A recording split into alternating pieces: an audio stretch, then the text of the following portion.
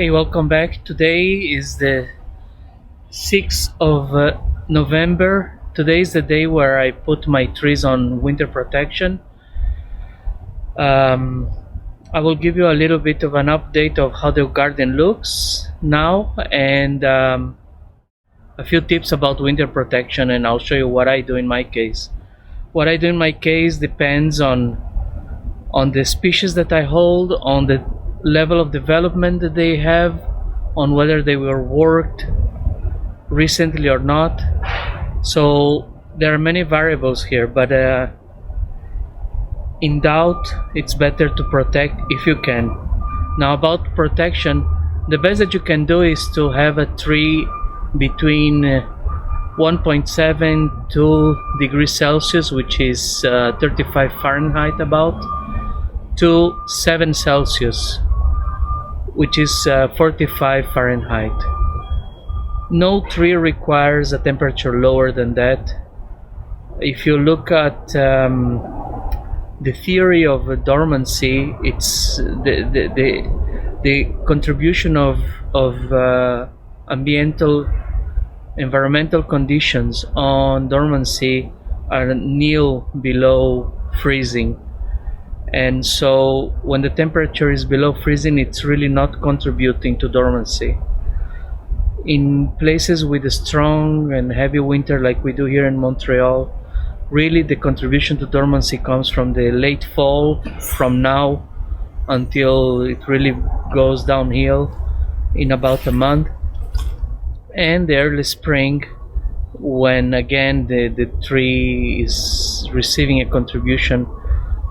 I don't entirely understand the biological considerations, the physiological effects, and dormancy. It's a subject that I want to read more about. But the theory goes that below 0 degrees or above 9 degrees, below 0 degrees you're not contributing to dormancy, and above 9 degrees you're negatively contributing. So you count units. And I'll post a link to material that explains this more in depth in the comments for this video. But a few things. So if you have space, the best would be to maintain everything between 2 and 7 degrees. I keep my cold greenhouse that I will show in a moment at around 5 degrees.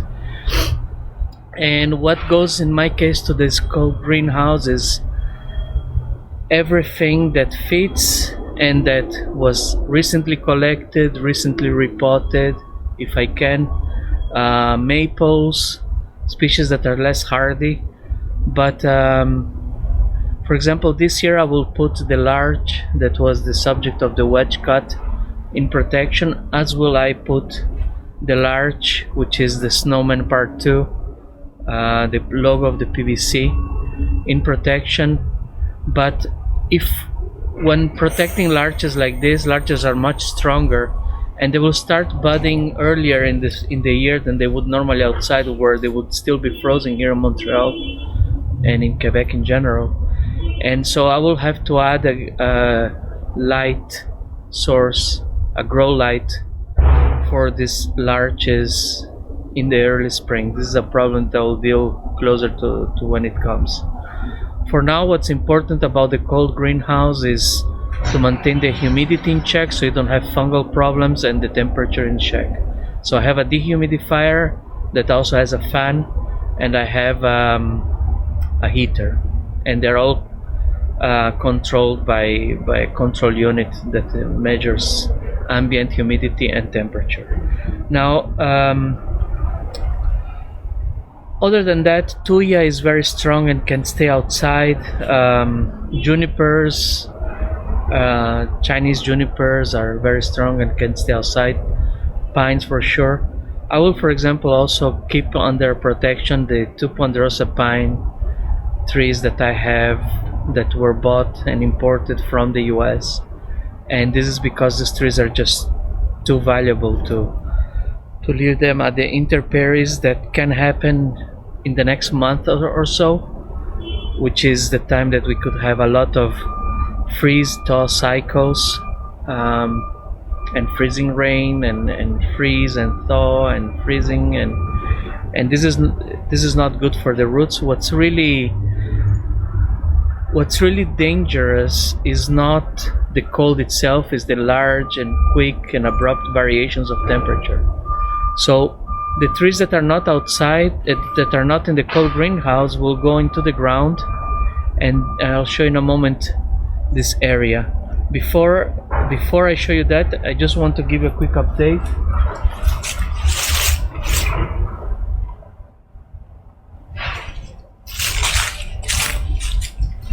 This is the Japanese maple that of course will go inside and will be styled now in the coming days.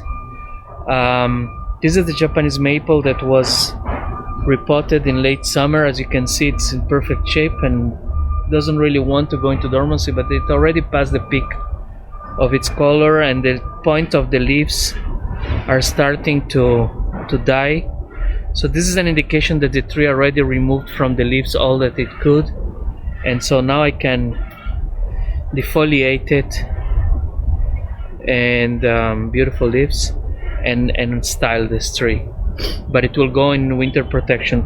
Now what I wanted to say is that many old resources suggest that you remove the moss for winter protection, and this is absolutely outdated information.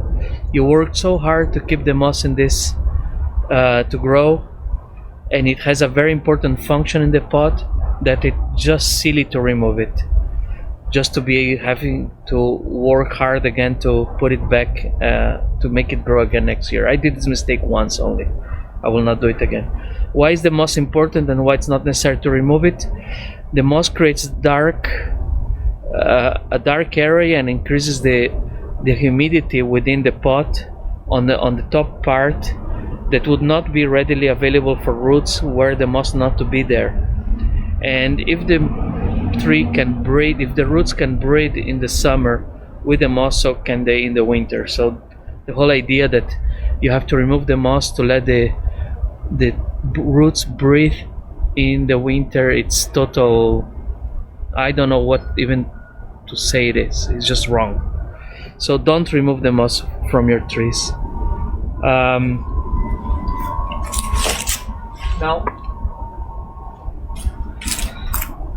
Now for a quick update on what goes inside and what's the state of the trees that were worked in late summer.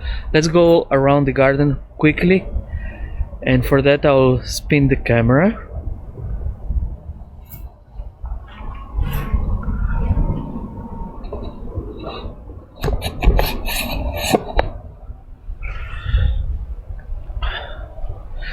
This tuya has been collected in early September. It will go inside winter protection. So will the two ponderosa pine.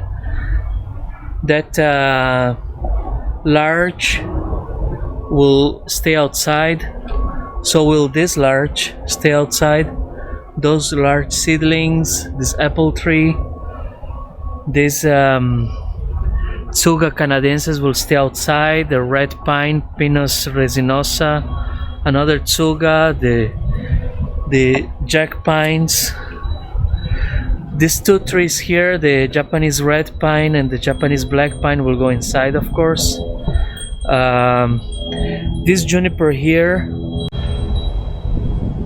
doesn't need to go inside, but if I have space I may put it so I can restyle it. And so here you have the PVC study juniper will go inside because the foliage was heavily worked in September, and so will this other juniper because I want to work it. All these other trees except for the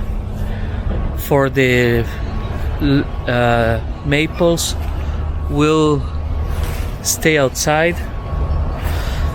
This tuya will probably go inside so I can wire it. Here is one of the Colorado blue spruce that was bought and repotted in late summer from a very heavily pot bound condition. This one I had to use the sawzall to cut the root ball into fitting the pot, and it lost almost no foliage, whereas this one here didn't survive. It just didn't make it. But this one here did. It lost some foliage. I don't know if it will be possible and what I will be able to do with this tree in the future. It has lost several branches, but it has green foliage that is very strong still, so it will stay. This one doesn't have to go inside, but I will decide later. The pine will stay outside. This burning bush and this violet lilac will go outside. This Tsuga canadensis will go outside. This one here is a tuya that should go inside because I heavily reduced. I removed probably 2/3 of the foliage from this nursery stock tree that is still in the process of being styled, but I simply don't have space to put it inside, so it will stay outside. It's incredible how the maples lost the color in a matter of days. They are going inside today. This Picea glauca and this larch will probably go inside. Not entirely sure about this hazelnut variety contorta. This tuya forest that was repotted in late summer is doing very well with the new tree, which is the big one here on the right or left. I don't know which side it will appear in the image. This other Picea pungens that was repotted, it probably didn't make, I'm not sure yet. This is the larch from the wedge cut. It will go inside, and essentially all the rest will stay outside. This is the area. Here I have the second tuya, the very big one. It already turned color, winter color. This will stay outside, and here are two larches, the two large larches that I have. It's hard to see them. One larch and the other larch.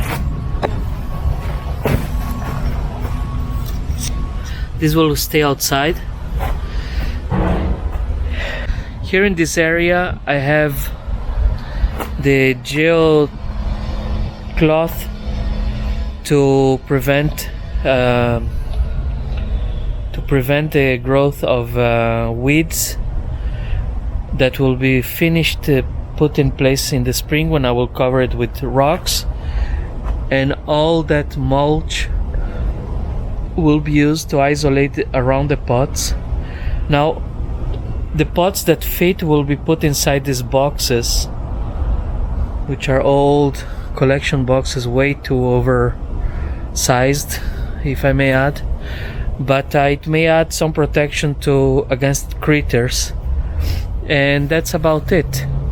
So now I have to go to work, and I'll show you the result when I'm finished.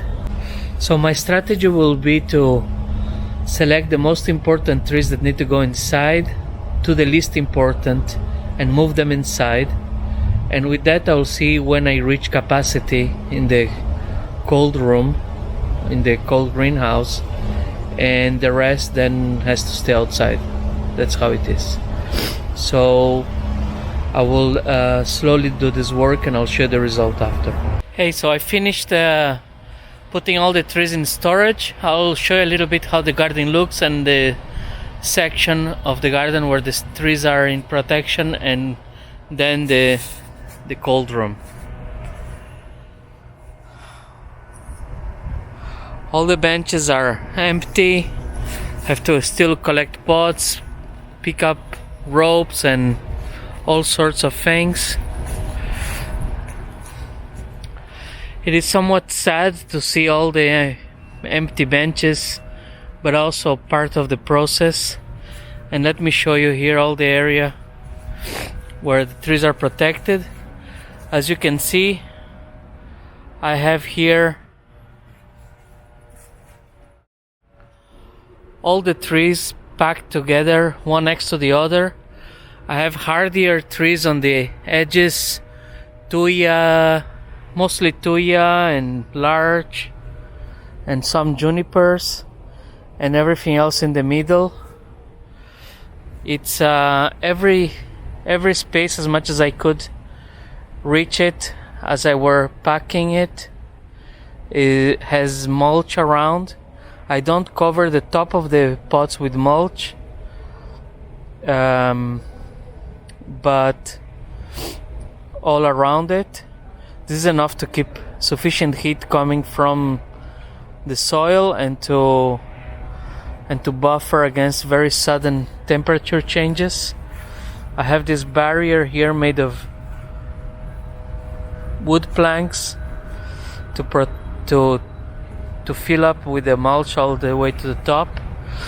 On the edges there I have boxes to further decrease the wind, and I have here this shed to protect against the wind, and my neighbor's shed. So it's a very secluded area, and the canopy of the trees also further protects against temperature changes underneath. So the whole area is sort of protected, and there are only 2 garden trees up there that will stay for the winter outside, as they have been many winters, but I still have work to do in the garden. So let's go inside the cold room, the cold greenhouse, to check and discuss a few more things. Now we are inside the cold greenhouse, and I have a number of species here: tuya, junipers, corkscrew willow, a recently collected tuya, larches, Dyspicea glauca, Japanese red, and black pines, contorted hazelnut, and maples, of course.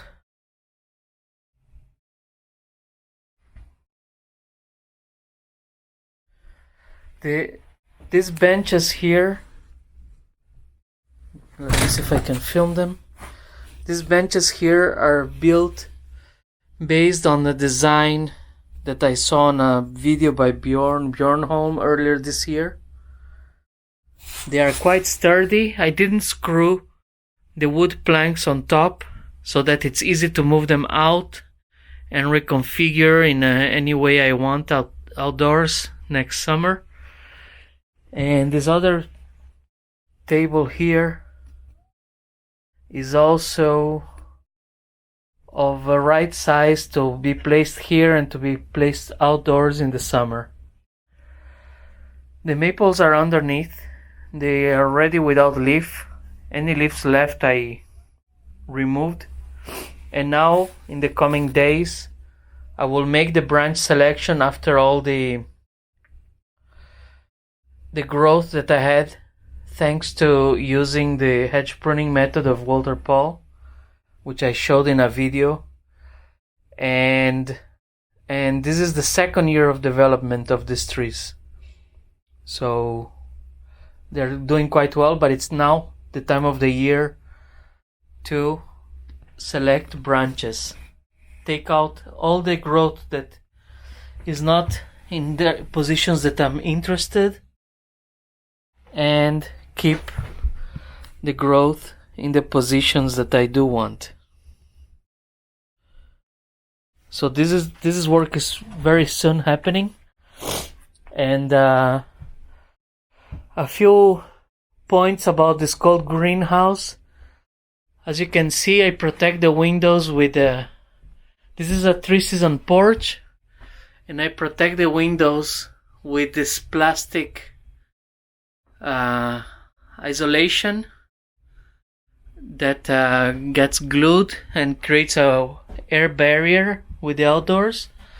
I still have one window to protect. I didn't do it on purpose because at this time of the year I may still have to open this window so I don't let this room warm up too much during the day, as temperatures may still go up. Last night, for example, we had a temperature of 4 degrees negative outside Celsius, and this room was without any heating at 8.5 degrees positive. I have a heater and a dehumidifier that I didn't install yet, but I control them with this Inkbird controller thermostat. So the heater will turn on whenever the temperature will go below 2 Celsius and will turn off when the temperature goes above 5. And the other one, which is for the dehumidifier or humidifier, I will connect a fan on it, and the dehumidifier gets connected to the electricity on its own and has its own controller. So I can have air circulation, I can have heating, and I can have dehumidification. A point about larches in the cold room. The reason why I have these larches here is that for 2 of them I believe it's necessary. This one because it was collected not too long ago, a year ago perhaps, and I want to repot it earlier in the season. It's a double trunk. The other one is the one that I did the wedge cut, and so I want it to be more protected, and I also want to style it earlier in the season. And the snowman part 2, the windswept larch that was presented in the exhibition, and that is based on the Progressive Bonsai Collective logo tree, is here as an experiment because I want to have a longer growing season, and I want to manage the growth in this larch with the pruning and have more chances to do so during the year. The problem with the larches is that what triggers growth is a combination of temperature and light. So in the spring, as the days start getting longer, normally this would not bud outside because it's still cold, but in the cold room, because it's not so cold as outside, then it would bud earlier. And if there is not enough light in the cold room here, which despite all the windows is not enough light, then it will start growing too large of needles and maybe drooping. So what I will do by the time of the spring comes is that I will install a grow light here for the larches. That's why they are all in the same place here, so that they are given more light, and at least I try to make the growth more manageable during the year. So that's about it. As you can see, I'm not removing the moss on any trees. Like I previously mentioned, this is an old, outdated idea. And for watering, one more thing, I have these trays. It's not the ideal system. I have these trays, so they will collect water as I water, but I have a mini shop vac liquid and dry vacuum that I will use to vacuum out the excessive water that will be collected here once I water. So it's a little bit of work, but at least watering in the winter is not so frequent that it's manageable. One very important point about watering in the winter is that the surface may still feel humid because of the humidity in the air, but actually the interior of the soil may be drying out. So it's very, very easy to kill a tree in the winter by not watering it properly. Watering in the winter is more difficult than in the summer. Of course, the trees outside don't have to be watered. They will freeze and they will have snow on top, which is a great isolant.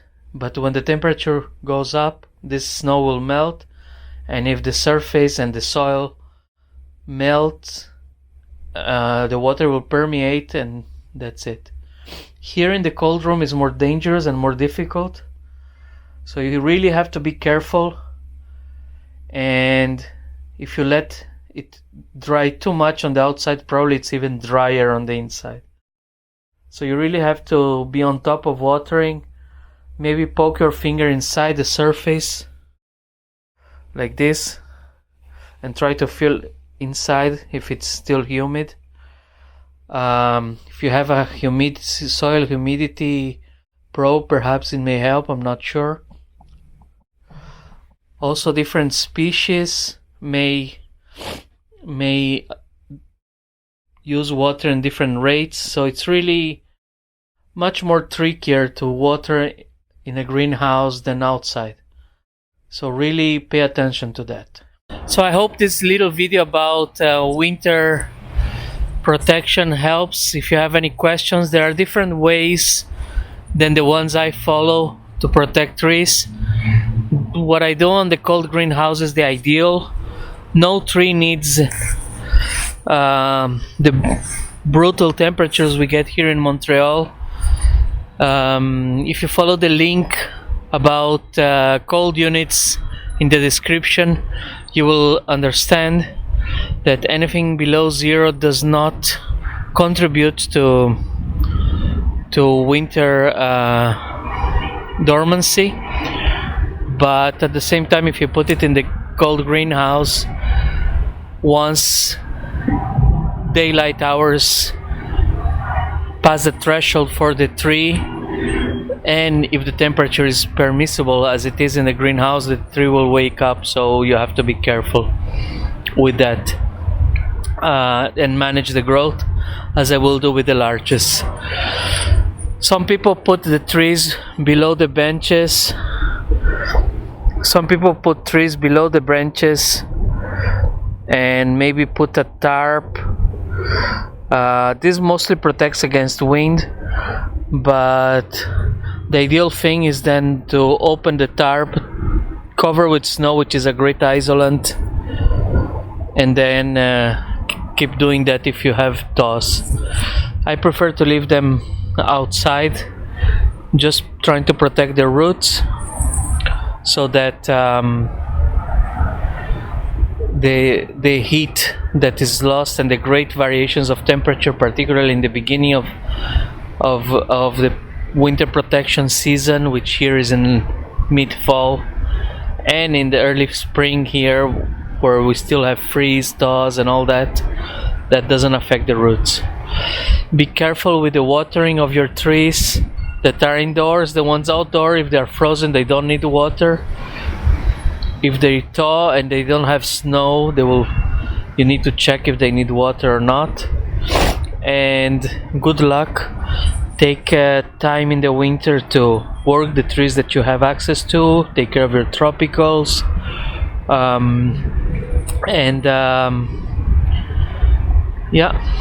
Do workshops with Walter Paul.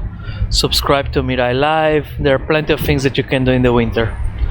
So if you have any questions, please shoot them at me, and I'll be glad to help as much as my current knowledge allows. Good luck and see you in the next video.